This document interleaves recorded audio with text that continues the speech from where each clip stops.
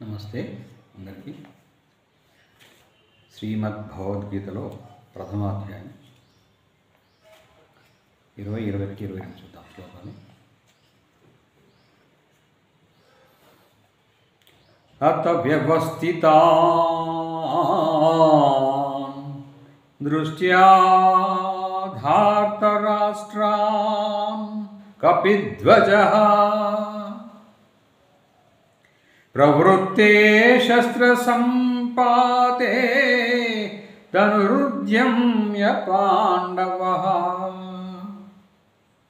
ఋషికేశం తదా వాక్యం ఇదమాహ మహీపతే.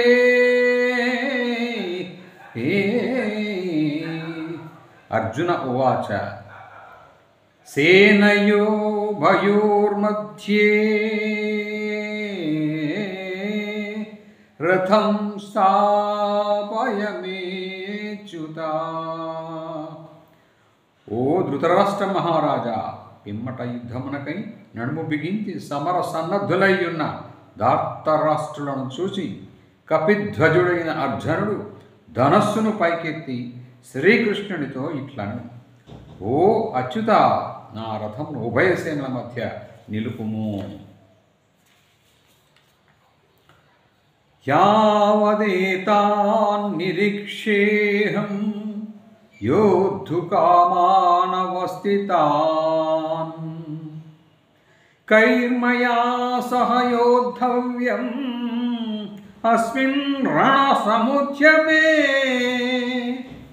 రణరంగమునందు యుద్ధాభిలాషులై నిలిచియున్న ప్రతిపక్ష యోధులందరినీ బాగుగా పరిశీలించున్నంత వరకును, వారిలో ఎవరితో నేను యుద్ధం చేయవలసి ఉన్నదో గమనించినంత వరకును రథమును నిలిపియుంచుము.